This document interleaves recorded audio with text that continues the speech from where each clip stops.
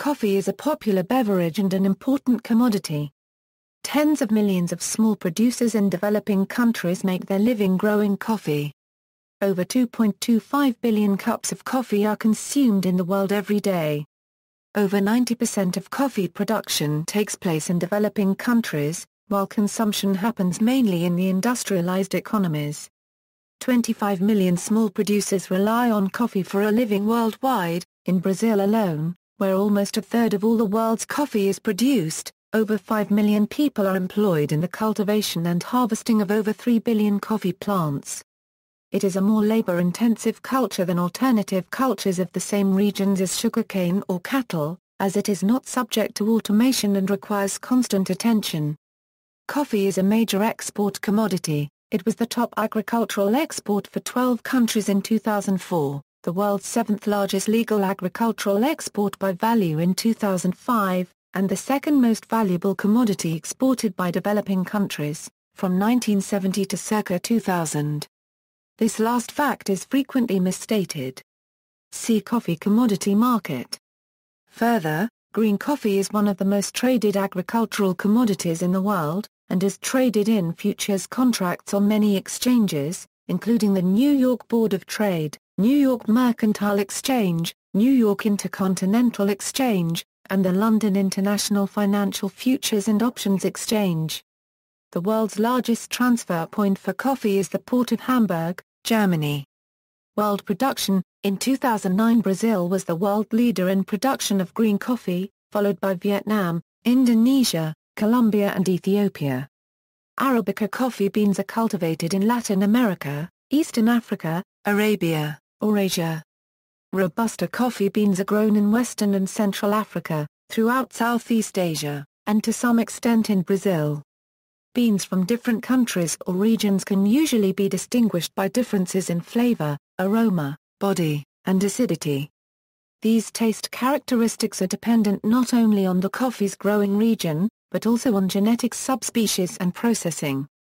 Varietals are generally known by the region in which they are grown, such as Colombian, Java and Kona. Consumption: in the year 2000 in the U.S., coffee consumption was 22.1 gallons per capita.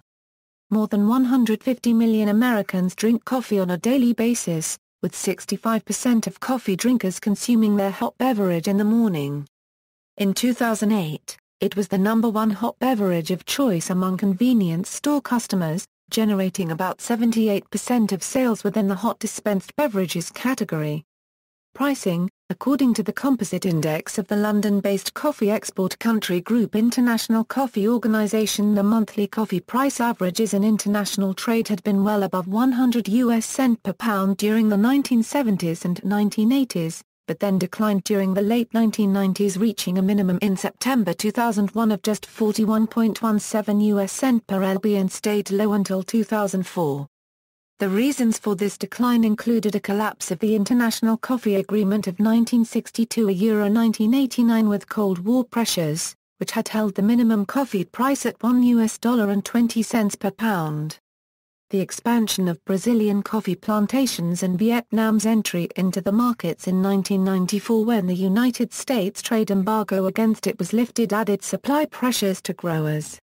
The market awarded the more efficient Vietnamese coffee suppliers with trade and caused less efficient coffee bean farmers in many countries such as Brazil, Nicaragua, and Ethiopia not to be able to live off of their products, which at many times were priced below the cost of production, forcing many to quit the coffee bean production and move into slums in the cities. The decline in the ingredient cost of green coffee, while not the only cost component of the final cup being served, occurred at the same time as the rise in popularity specialty café copyrights, which sold their beverages at unprecedented high prices. According to the Specialty Coffee Association of America, in 2004 16% of adults in the United States drank specialty coffee daily. The number of retail specialty coffee locations, including café copyrights, kiosks, coffee carts and retail roasters, amounted to 17,400 and total sales were $8.96 billion in 2003. Specialty coffee, however, is frequently not purchased on commodities exchanges. For example, Starbucks purchases nearly all its coffee through multi-year, private contracts that often pay double the commodity price. It is also important to note that the coffee sold at retail is a different economic product than wholesale coffee traded as a commodity, which becomes an input to the various ultimate end products so that its market is ultimately affected by changes in consumption patterns and prices. In 2005, however, the coffee prices rose and 101.44 US cents per lb. This rise was likely caused by an increase in consumption in Russia and China as well as a harvest which was about 10% to 20% lower than that in the record years before. Many coffee bean farmers can now live off their products, but not all of the extra surplus trickles down to them, because rising petroleum prices make the transportation, roasting and packaging of the coffee beans more expensive.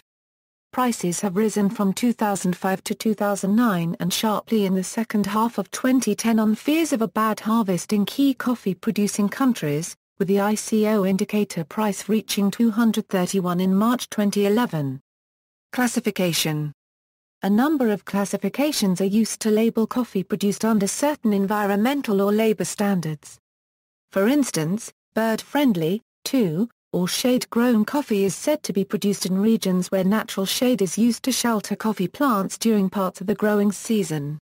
Organic coffee is produced under strict certification guidelines, and is grown without the use of potentially harmful artificial pesticides or fertilizers. Conventional coffee is grown with more pesticides than any other agricultural crop. Cotton comes second. Fairtrade coffee is produced by small coffee producers who belong to cooperatives. Guaranteeing for these cooperatives a minimum price, though with historically low prices, current Fairtrade minimums are lower than the market price of only a few years ago. Fairtrade America is the primary organization currently overseeing Fairtrade coffee practices in the United States, while the Fairtrade Foundation does so in the United Kingdom. Commodity chain for the coffee industry. The coffee industry currently has a commodity chain that involves producers, middlemen, exporters, importers, roasters, and retailers before reaching the consumer. Middlemen, exporters, often referred to as coffee coyotes, purchase coffee directly from small farmers. Large coffee estates and plantations often export their own harvests or have direct arrangements with a transnational coffee processing or distributing company.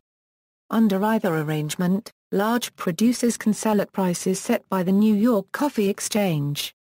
Green coffee is then purchased by importers from exporters or large plantation owners. Importers hold inventory of large container loads, which they sell gradually through numerous small orders. They have capital resources to obtain quality coffee from around the world, capital normal roasters do not have. Roasters' heavy reliance on importers gives the importers great influence over the types of coffee that are sold to consumers. In the United States, there are around 1,200 roasters. Roasters have the highest profit margin in the commodity chain. Large roasters normally sell pre-packaged coffee to large retailers, such as Maxwell House, Folgers and Millstone. Coffee reaches the consumers through cafes and specialty stores selling coffee, of which, approximately, 30% are chains, and through supermarkets and traditional retail chains. Supermarkets and traditional retail chains hold about 60% of market share and are the primary channel for both specialty coffee and non-specialty coffee. 12 billion pounds of coffee is consumed around the globe annually, and the United States alone has over 130 million coffee drinkers. Coffee is also bought and sold by investors and price speculators as a tradable commodity. Coffee futures contracts are traded on the New York Mercantile Exchange under ticker symbol KC, with contract deliveries occurring every year in March, May, July, September, and December. Fair trade coffee.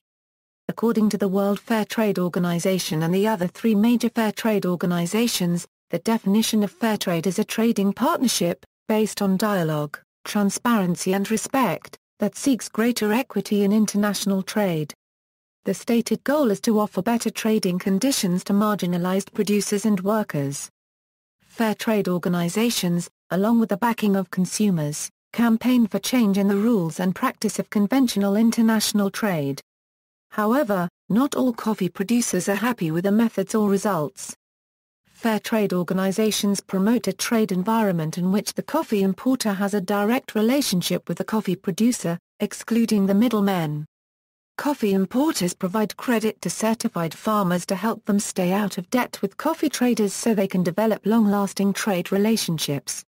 Producer organizations are paid a floor price of $125 per pound for Fairtrade certified washed Arabica and $120 for unwashed Arabica, or the market price, if higher. The free trade price of coffee rose above this minimum in September 2007, but due to recent economic events, the free trade price dropped back below this minimum in October 2008. The fair trade price for coffee has been $1.01 since June 2008. The price of conventional commodity coffee was also over $1 in 2008, but about 70 cents in 2009. Fairtrade certification is not free. There is an application fee, initial certification fee, membership dues, annual audit fees and more. Certification can cost thousands of euros for a single plantation. Large corporate farms can often handle the paperwork and recuperate the cost of certification more easily than small, independent farms. As a result, there are plenty of small, independent farms that are not fair trade certified even though they meet or exceed the fair trade standards. Coffee and the environment. Originally, coffee farming was done in the shade of trees, which provided natural habitat for many animals and insects, roughly approximating the biodiversity of a natural forest. These traditional farmers used compost of coffee pulp and excluded chemicals and fertilizers. They also typically cultivated bananas and fruit trees as shade for the coffee trees, which provided additional income and food security. However, in the 1970s and 1980s, during the Green Revolution, the U.S. Agency for International Development and other groups gave $80 million to plantations in Latin America for advancements to go along with the general shift to technified agriculture. These plantations replaced their shade-grown techniques with sun cultivation techniques to increase yields, which in turn destroyed forests and biodiversity. Sun cultivation involves cutting down trees, and high inputs of chemical fertilizers and pesticides. Environmental problems, such as deforestation, pesticide pollution, habitat destruction, soil and water degradation, are the effects of most modern coffee farms, and the biodiversity on the coffee farm and in the surrounding area suffer. As a result, there has been a return to both traditional and new methods of growing shade-tolerant varieties. Shade-grown coffee can often earn a premium as a more environmentally sustainable alternative to mainstream sun-grown coffee. See also, Black Gold. References. External links, Eco-certified coffee, how much is there? A Euro market share of eco-certified coffees as of 2013 with links to references and industry sources. Corporate coffee, how much is eco-certified? A Euro top North American coffee brands and the amount of certified coffees each purchased annually, most 2008 to 2013.